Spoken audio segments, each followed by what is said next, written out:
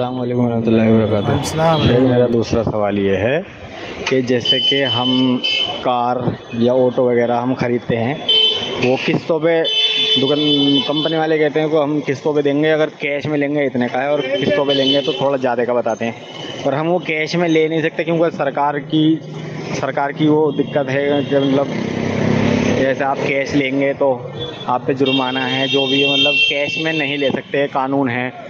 तो इस सूरत में अगर हम कैश में लेते हैं तो कहते हैं 10 रुपये की है, मान लीजिए मिसाल के तौर पर, और अगर किस्तों पे लेते हैं कहने लगे 12 रुपये की है, लेकिन हमें किस्तों पे ही लेनी पड़ेगी, नहीं लेंगे कैश में लेते हैं तो फिर पकड़ जाने का खतरा है। तो इस सूरत में क्या करा जाए, किस तरह खरीदी जाए चीज़? अस्सलाम वालेकुम रहमतुल्लाहि व बरकातुहू। देख भाई साहब, ये कहते हैं कि ऑटो वगैरह लेना है, अगर वो कैश में ले लेंगे तो जुर्माना है। भाई ऐसा कैसे हो सकता है कि कैश में लेंगे जुर्माना है?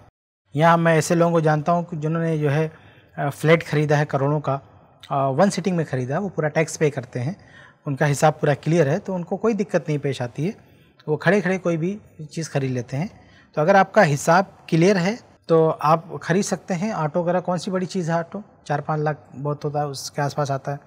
तो ये कोई इतनी बड़ी रकम नहीं है कि ये ख़रीदने जाएंगे तो कोई जुर्माना लगा देगा कैश। ऐसा तो कोई रूल मैंने आज तक नहीं सुना कि कैश लेने में कोई जुर्माना है।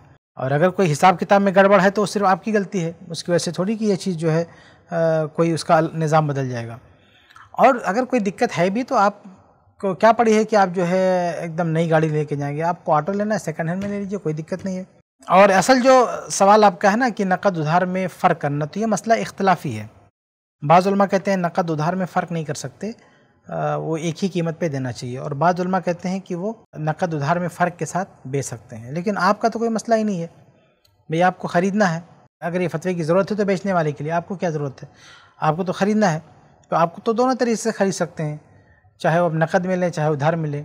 तो जो भी आपके पास ऑप्शन है, अगर बर वक्त पैसा नहीं तो आपके पास कोई ऑप्शन ही नहीं है। और जो उलमा इसको नाजायज़ कहते हैं तो फिर आपको उस तरफ नहीं जाना चाहिए। अगर आपको उनकी बात से इत्मीनान है तो आपको कोई सेकंड हैंड वगैरह का ऑप्शन देखना चाहिए।